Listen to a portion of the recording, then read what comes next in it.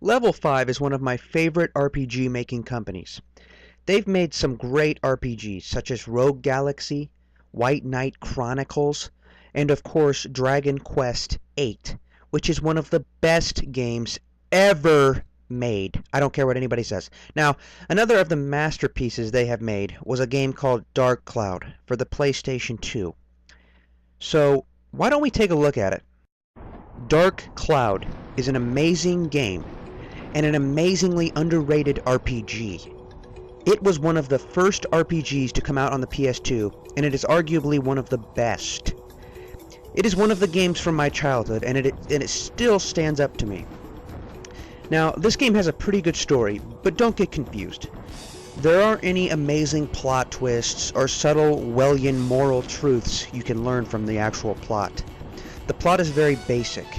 The story is long, rich, and immersive.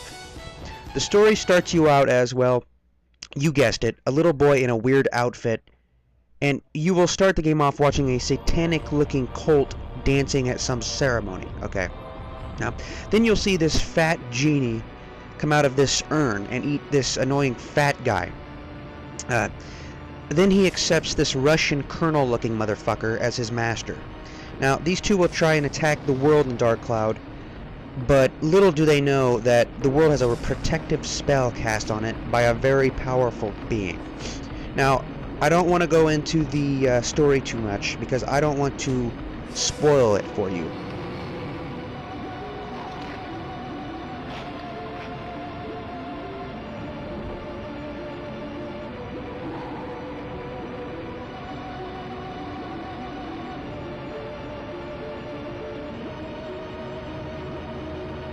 Now, don't let the somewhat childish-looking characters fool you. This game does not fuck around. This game can be very difficult at times, and if you're not a fan of a deeply immersive game that will force you to grind and grind and grind some more, then turn the fuck around and look elsewhere. This game separates the men from the boys. Now, when you're in dungeons, your character has a health meter and also a thirst meter. The thirst meter gradually decreases over time as you move around through different dungeons, and when it runs out, your health begins to whittle away. This is where the importance of different water items such as jugs, quarts of water come into play, and it's where the importance of these little pools of water you find in the different levels of these dungeons come into play. They replenish your water, and it buys you time to do what you need to do in these dungeons. It's one of the many aspects that makes this game truly challenging. And like I said before, this game does not fuck around. Also, in order to move on from each level of these dungeons, you're going to need to find a special item. And these special items come from enemies that you have killed. They drop these special items. You take these special items to the door at the end of these levels, and they allow you to move on. It's one of the other things that adds to the challenge of this game, that makes it different from most action RPGs. Dark Cloud's battle system is one of its greatest strengths.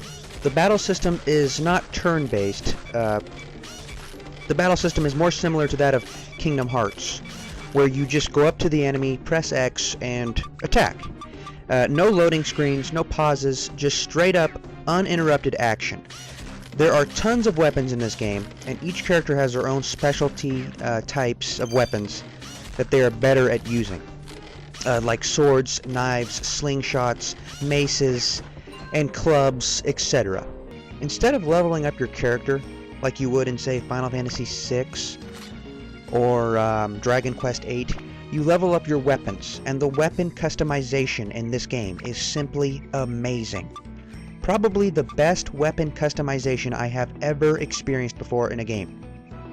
You will find these items called attachments and gems, which can be equipped onto your weapon to improve various statistics and give them better percentages on different elements, such as wind, thunder, ice. You can also buy these attachments at different shops throughout the game. This aspect of the game will have you hooked and addicted to leveling up in no time. I sure as hell know I was.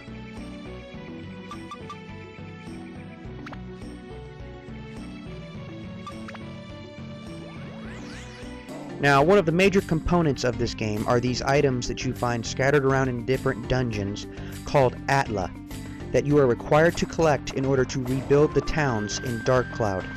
I loved collecting these items, and I loved rebuilding these towns. Take a look at this. Okay, now, check this out. I'm about to pick up this house here, Inga's house. And look at this, I'm moving it. I am creating my own town. I am doing whatever the fuck I want to do with this town. This town is like one gigantic pussy just waiting to get fucked.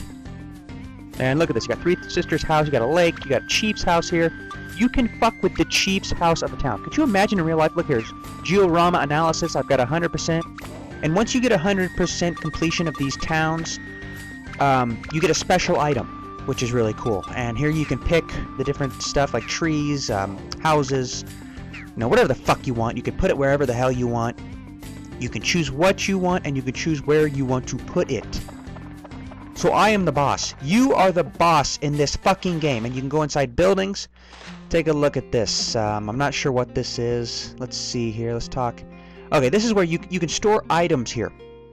So the creators of this game were courteous enough to create an aspect where you can store your items. So if your bag is too full of items, you can take those items out and store them in this guy's shop here. This game is fucking awesome. You've got desert towns, villages, caves, forests, a moon, as you can see right here. This game's awesome. The environments are varied. The story is immersive. It's just a game that every fan of action RPGs should own. It is a game that no one should miss out on. So, yeah, I think that pretty much sums it up. Oh, but wait a minute. The soundtrack. I almost forgot about the soundtrack. The soundtrack in this game is awesome. It's really catchy, and I got a lot of them stuck in my head. Here, take a listen to this one. I liked this.